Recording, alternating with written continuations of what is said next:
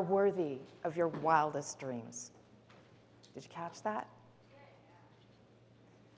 You are worthy of your wildest dreams. You have stories and you have experiences with your dreams. Maybe you've never had a dream. Maybe you told somebody your dream and they told you that it will never work. And in that moment, you chose to believe that it wasn't possible, or at least it wasn't possible for you. Maybe you had a dream and you were ridiculed and you were humiliated, and the dream maybe was even beaten out of you. Whatever happened, you were traumatized. Or maybe you had a dream, or you realized you were living a dream that wasn't even yours, it was somebody else's. Or you compromised on your dream. You settled for less than what you really wanted. So here's a really exciting news. That is all in the past. Today is a new day, and we get to actually liberate those dreams that we've buried, or liberate the ones we've forgotten, or the ones that have been trampled on, and we get to create new dreams. Our dreams lie in our imagination, so create some new dreams. And you are one choice away from experiencing the luxuriousness of living your biggest dreams. One choice away. So for me, I had lots of childhood dreams, and one of the biggest ones was I wanted to record an album. The music dream started probably from my mom, because she sang in a band when I was young, and I would go to some of her rehearsals and some of her gigs. I'd write songs, I'd sing, all over the place. The first live performance I ever did was in grade 7. In front of the whole junior high school, in the gymnasium. I sang a duet with another girl. It was called "You Light Up My Life" by Debbie Boone. We were booed. I don't know, was it the song choice or the singing? But we were booed, and it was an awful experience. So I started singing in church. They don't boo you there. I sang quartet. I sang duets. I started singing solos. I sang in choirs. I sang in different countries. I sang at camps. I sang at all sorts of events. And people said to me, "You should record an album." Yeah, well, I had that dream, and all I could see at that time was the obstacles. And so I buried it for decades. Well, in 2004, I did this book.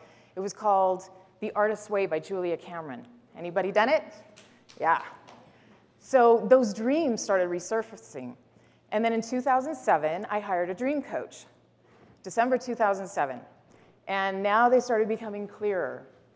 Those childhood dreams were coming back. Then I ended up going, I was reading this book called Overcoming Under-Earning by Barbara Stanny. And in there, on page 18, there was an exercise called 6 months to live. So if you had 6 months to live, what would you be doing? Who would you be doing it with? Where would you be living? What would you change? What would you add? What would you eliminate? So I filled that out, and one of the things that I wrote down was I wanted to record my album. It was back. So 2 months later, I find myself in Los Angeles doing a course, and then the idea popped into my brain, pre-sell your album. Remember that big obstacle? I didn't have the money, and that's a big obstacle for a lot of dreams. We don't have the money, so we just set them aside. Well, pre-sell my album.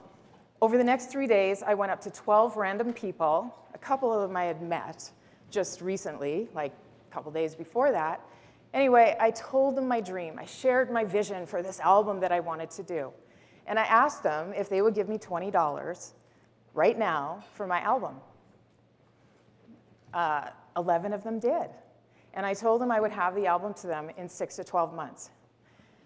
Okay, now remember, I don't know anything about recording an album, nothing.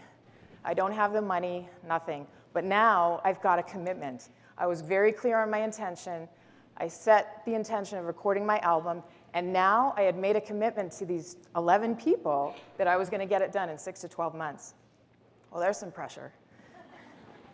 So there's a quote, and it's one of my favorite quotes, and it says, "Until one is committed, there is hesitancy, the chance to draw back." And it goes on, and it says, once one commits oneself, providence moves too. And all sorts of things begin to happen that never otherwise would have happened. And we meet people, and material assistance comes to us, and these experiences that we never would have imagined. And it happened. That quote became reality for me. And I started meeting people who introduced me to other people, and I met other people.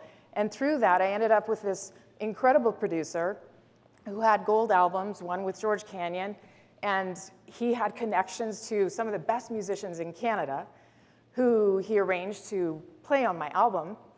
And I met musicians. I wrote a song with a guy who had a number of songs on the radio. So it was so cool to just watch how everything was unfolding. Now 8 months go by. Guess what I didn't have yet? The money, right? Now this is a big one because in less than a month, I'm going into the recording studio and I'm needing like $40,000. And I sold a few albums, right? Pre-sold them. Anyway, August 5th, 2009, I go to this networking luncheon and I meet this lady. And she buys 5 of my albums. And then she was telling me about an organization she belonged to, and they did some training on raising capital. So I joined the organization. I devoured the training on raising capital. And then I put a 90-second script together, pitch, right?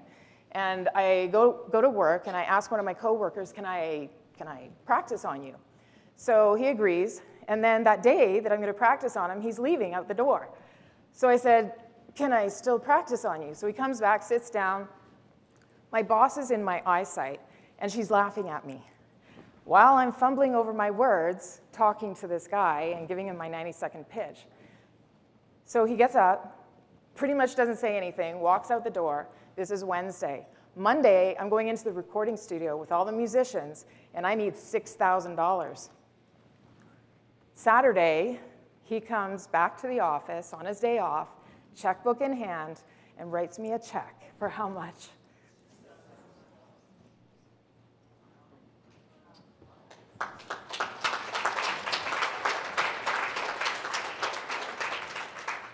And then, so that's 6,000 of the 40. But then all these other people, I had been talking about my dream, and they wanted to be a part of it. And so more people started offering me money and invested in my album. And so I did. I ended up with $40,000. We recorded the album, and I can tell you that those were some of the best days of my life. I was in pure joy. And then the day I got to hear 2 of the finished songs, it was incredible. My mom was with me. We shed some tears, but it was like the dream had come true. And this is the dream. This is the reality. It came true. And then I just want to share with you quickly, there was the commitment. There was being in integrity and doing what I said I would do and getting that album done. And, the dream got bigger because once I had the album in my hand, it's like, okay, so 1,000 albums in my hand, what do you do with them? Well, I was proud of it, and I wanted to share the message in the songs with the world. And so a new dream was born, and that was to go platinum in Canada, which meant selling 80,000 albums.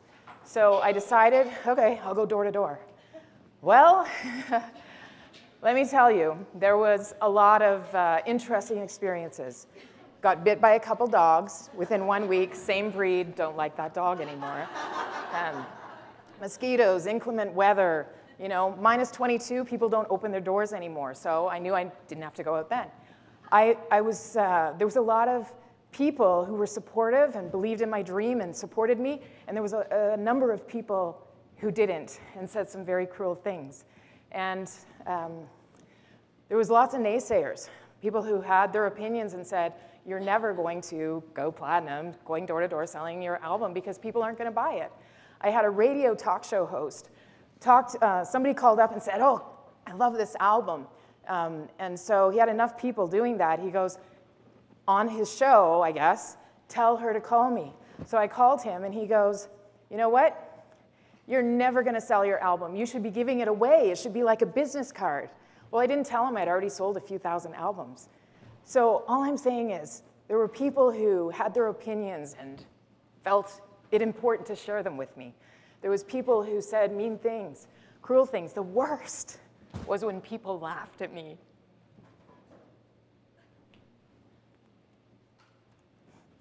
So, no.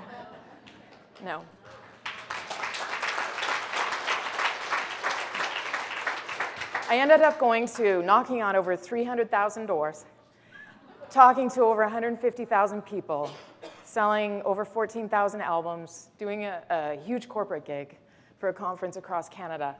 And again, some of the best times in my life. And people from all over the world. There's people in so many different countries around the world that have my album. There's a restaurant in Stockholm, Sweden that plays it. I tell you this just to go, we don't know the ripple effect of what our dreams will do for people. The lives it touches when we say yes. So, in summary, I'm just going to go quickly through the 10 steps to achieving your dream. Set a clear intention and commit to it. Be in integrity and live in integrity. Live on purpose. Access your dreamer. Learn from your doubter. Believe in yourself and your dreams. And failure can lead to success. Take action. Take some serious steps forward. And build a team. We're all around each other. And live as a dreamer.